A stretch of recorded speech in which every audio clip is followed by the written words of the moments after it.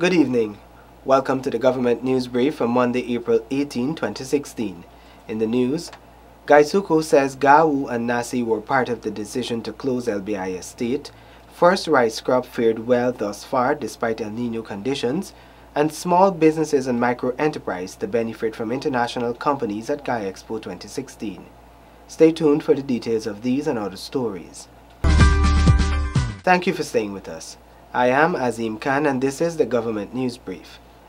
Today is International Day for Monuments and Sites, and we're pleased to report that Fort Island will soon be fitted with solar systems for lighting purposes. Here are the details. Solar systems will soon be installed on the National Monument at Fort Island to provide electricity to meet its needs, according to CEO, Hinterland Electrification Corporation Inc., Horace Williams. This year, we have been able to get the government to provide the funding for it. And so we already designed the system, and we're in the process of inviting bids from local firms to supply and install the system. The Dutch Heritage Museum, which is housed in the Court of Policy building, is a major tourist site in Guyana's Essequibo River. Williams explains the kind of solar systems that will be installed. Of course, solar photovoltaic system, it will be 3.5 kilowatt in capacity, and of course roof mounted, and it will be able to provide not only lighting, as would be the primary purpose, but also it will provide enough electricity for things like television, for utilizing doing kind of displays at the site when tourists would visit, etc. The museum holds a collection of olive green Dutch bottles, as well as various pieces of ceramic dishes and brass ornaments.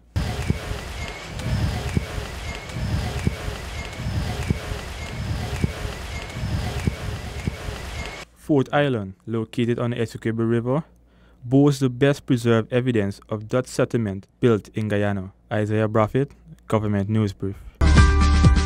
More students from Siparuta and Oriala will have access to secondary education with a new wing at the Springlands dormitory. Here is Sanika Thorne with the details. The new wing will accommodate close to 50 students. The dorm currently houses 35 students between ages 11 to 17 who hail from the riverine communities of Oriala and Siparuta. They attend the Skeldon and Line Path Secondary Schools, Region 6. The dorm's administrator, Dick, explains. We will accommodate, like over there, it will house like 48 students more. Yeah. And then they will have to get workers too, because they told me that we will have like 2 more cooks and a house father. Based on the need to separate the males and females and to avoid overcrowding, the dorm was built by the Regional Administration of Region 6 to the tune of about $18 million. According to the administrator, one of the major challenges at the facility is the late arrival of monthly supplies. The Region 6 administration is responsible for ensuring supplies are delivered. Well, we would like that if they give us like on the 15th of this month, it should be the following month, the very day again, right? It shouldn't be like 1 week after, because it really affecting us, right? Because I have those children and they have to eat 3 meals a day.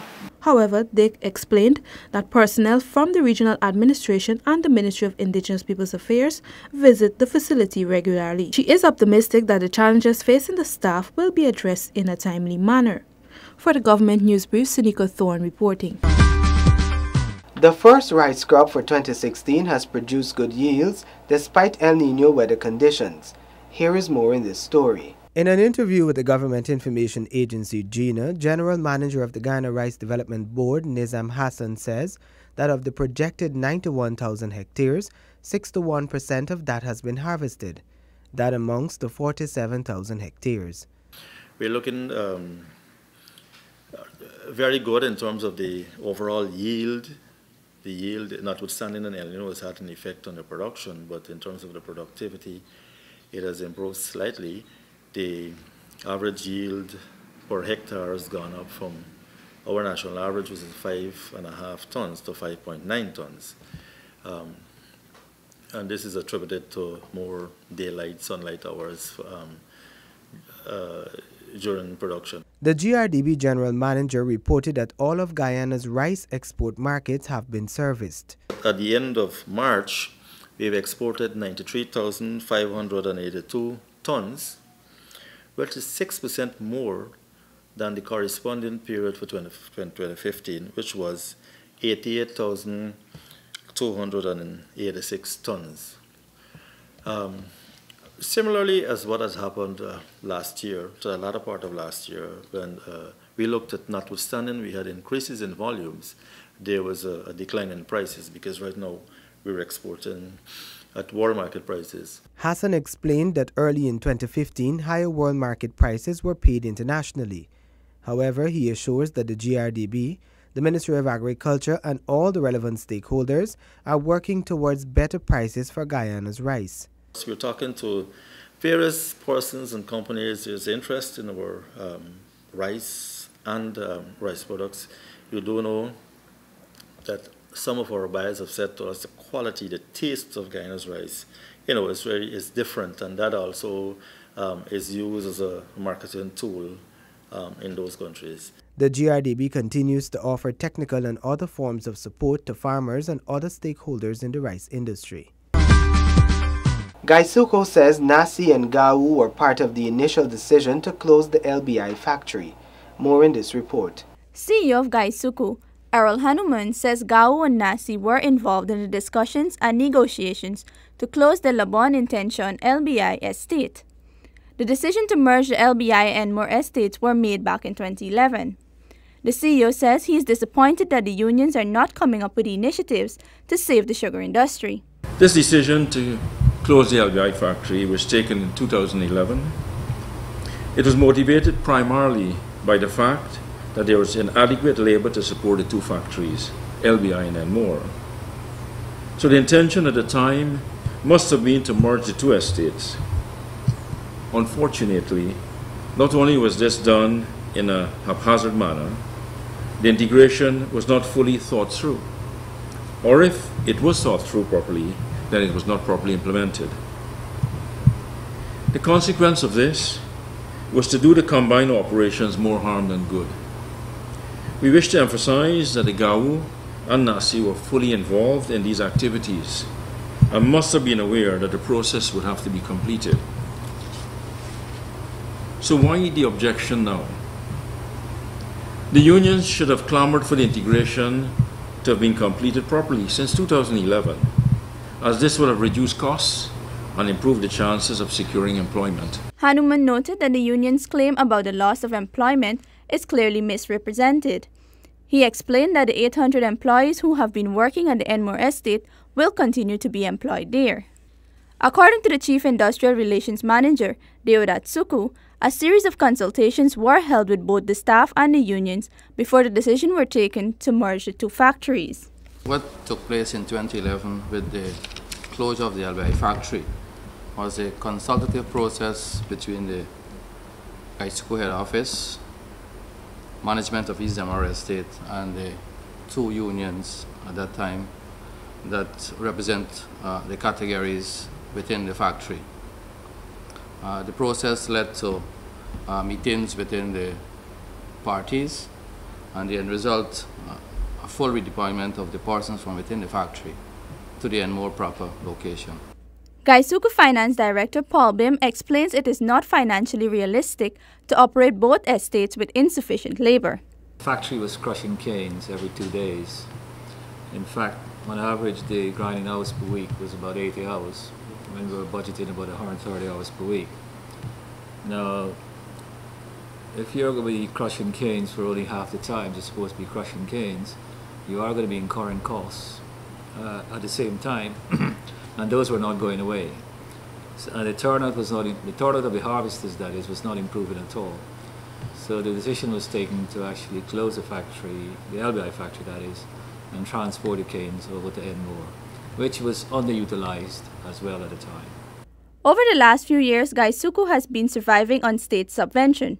The corporation is now looking to return to profitability. For this Government News Brief, Shivani Rampasad reporting. As the countdown to Gai Expo 2016 draws near, companies are preparing their display booths. Investment opportunities will now be available for local, micro, small and medium-scale businesses, as regional and international businesses are also on board. Here are the details. Gai Expo's coordinator, Tamika Sugdio, is urging interested exhibitors to come in now as booths for Gai Expo 2016 are going quickly. We have so far at least 200 booths accounted for. These are paid for, but we still have some available because persons have expressed interest. We have the application forms for all our 400 booths. So if persons are really serious about Gai Expo, they need to come in now, because booths are going very quickly. Majority of our lawn space is gone. It's first come, first served basis for us for Gai Expo 2016. The new feature added to this year's exposition is the hosting of 4 critical workshops for exhibitors. While Gai Expo is happening, we will have workshops right here at the exhibition sites. We're looking at workshops that would focus on how to access financing, to promote businesses through business plan, packaging and promotion, and social media and website development. These are 4 areas that we thought are critical for businesses now in the whole social media, with social media marketing being the way to go now rather than traditional marketing. Some of the countries that are participating in this year's exposition are Argentina, Chile, the United Kingdom, the United States of America, Indonesia, Brazil, Suriname, Trinidad and Tobago, Barbados, and St. Lucia. Some of them are coming here, and I've been getting calls from people because some of them are coming here with the hope of doing business with small businesses, which is what we are looking for. That when Gai Expo finishes, these businesses don't just are not left hanging, and they can go on to better opportunities. Gai Expo 2016 is being held under the theme 50 Years, Guyana Means Business, promoting enterprise, driving productivity. For this Government News Brief, Namila Baines-Rowe. We have come to the end of this April 18, 2016 edition of the Government News Brief. You can find the details of these and other stories on GINA's website. We encourage you to subscribe to our website and YouTube channel.